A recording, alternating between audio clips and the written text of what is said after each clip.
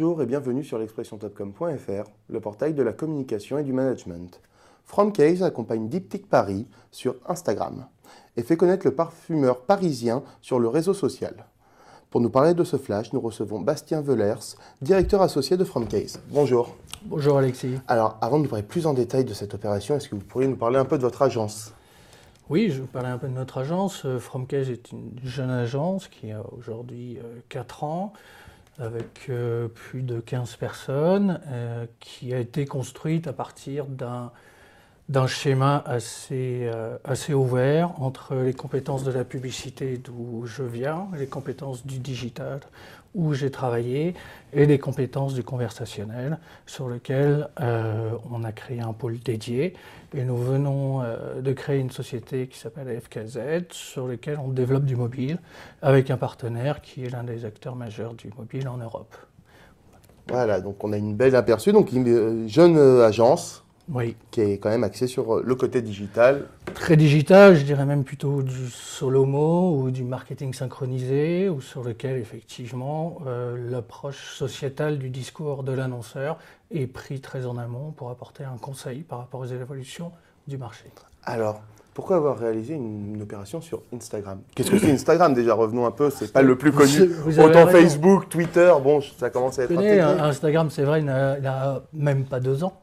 Instagram n'a même pas 2 ans et Instagram, c'est 1 milliard de photos par jour, c'est 50 millions d'utilisateurs, c'est 80 commentaires par minute à peu près.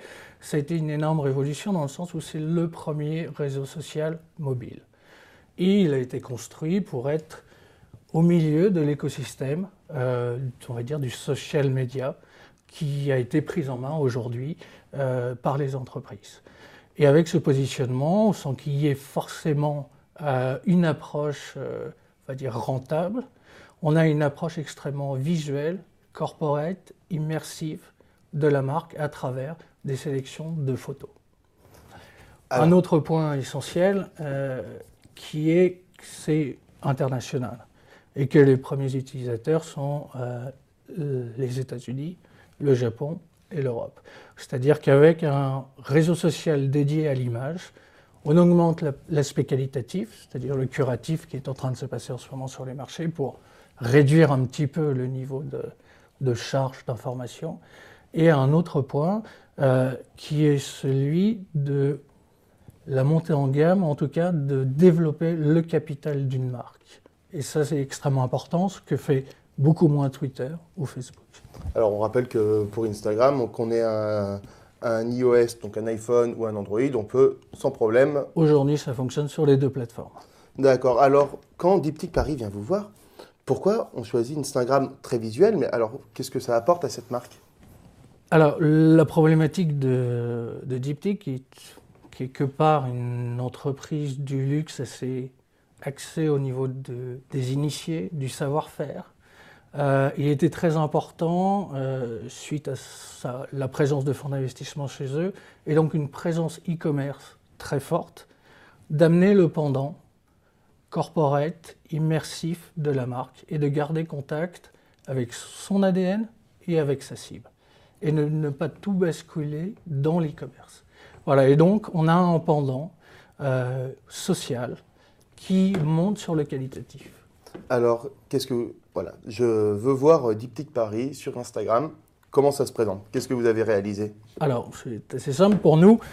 On fonctionne de manière, parce que sur ce type de médias, je ne vais pas dire que tout le monde s'y connaît, puisque ça n'a même pas 2 ans. Donc de dire qu'on serait des experts serait mentir. C'est une approche globale du marketing synchronisé qui nous permet d'amener un certain contenu qui sera d'un côté sur Facebook, de l'autre côté sur les sites et enfin sur Instagram. Sur Instagram, le sujet et l'ambition de la marque, comme je vous l'ai dit, c'était effectivement de retrouver son ADN de luxe à travers le digital, ce qui est très important aujourd'hui pour les marques de luxe.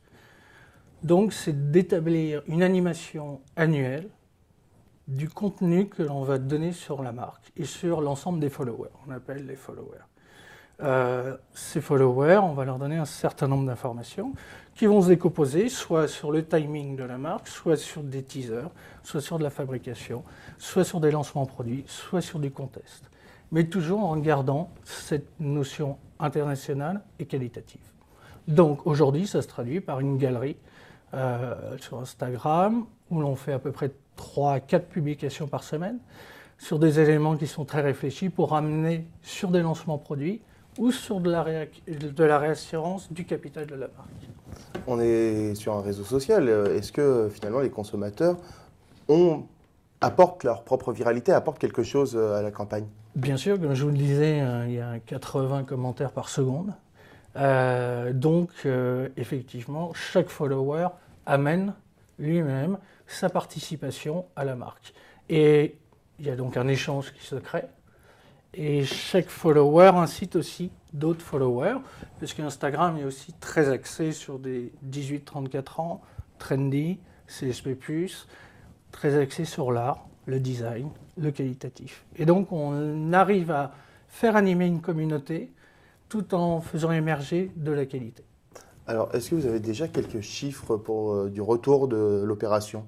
Alors, on a quelques chiffres et on commence. Donc on est aujourd'hui, en fait, sans avoir réellement déclenché de plan média, déjà à plus de 1000 followers. Ce qui est pour un ordre d'indication, on va dire Air France est à 2000, Galeries Lafayette est à 2000, Nespresso, Veuve Clicquot sont environ à 2000. Alors qu'ils y sont depuis un an, donc on est assez presque stupéfait du succès que ça a, mais ça s'explique par l'adhésion à cette marque qui a gardé son ADN. Maintenant, on va attaquer la deuxième phase. La deuxième phase va être de faire participer l'ensemble du réseau à de la communication et à de l'expression des produits par eux. C'est-à-dire, ça pourra être très prochainement un photocontest. Ça pourra être d'autres choses sur lesquelles je ne peux pas tout dire encore aujourd'hui. Évidemment. Mais en tout cas, la progression est assez exponentielle. Et encore une fois, on se retrouve dans un écosystème global du social media. C'est-à-dire que les publications Instagram sont reprises sur le Facebook avec plus de 25 000 membres, sont reprises sur Twitter avec plus de 12 000 membres, etc. Donc on participe à l'écosystème de la vie de la marque tout en augmentant l'aspect qualitatif, ce qui produit de facto derrière une augmentation du ROI sur l'e-commerce. Alors on est vraiment parti sur une communication corporate au départ, avec donc réinstaller l'ADN de la marque. Tout à fait. Et finalement on continue avec de l'événementiel qui va apporter du follower, de l'animation. Exactement, exactement, et ça de manière internationale. C'est-à-dire qu'on part de Paris, là où est, Diptyque est à la fois à Paris et à New York, mais c'est-à-dire que de Paris, on va toucher, en fonction des différents horaires où l'on poste les photos, le Japon, les États-Unis ou l'Europe. Tout ça est assez planifié et animé en fonction des fuseaux horaires et des différentes aspirations des pays. Alors comment on voit évoluer cette campagne au fur et à mesure dans le temps, dans le futur? Alors, cette campagne n'a pas un but d'être rentable. Elle est vraiment dans la création du capital de la marque et de retrouver, et ce qui est une des vocations de Fromcase, de retrouver la vertu d'une société sur le digital et surtout garder le qualitatif. Voilà. Et quand je parlais de curatif, c'est effectivement ça qui se passe en ce moment. Beaucoup de gens se désengagent de Facebook ou de Twitter, etc. Maintenant, il faut savoir amener de la qualité, pas pour avoir forcément 100 000 followers. Burberry, ça a plus de 150 000 followers. L'objectif n'est pas tellement celui-là. L'objectif est d'une part de se réapproprier l'aspect luxe de la marque sur ces nouveaux médias, l'aspect luxe de la marque pour créer aussi, puisqu'on est dans de la mobilité, l'expérience en magasin. Et ça, c'est un aspect direct, qui est également corrélé à l'e-commerce. Donc on arrive sur un triptyque, et pour Diptyque, c'est une blague, mais c'est-à-dire que le mobile amène aussi à créer l'expérience en magasin. Et ça amène effectivement une rentabilité qu'on ne va pas mesurer en termes de followers.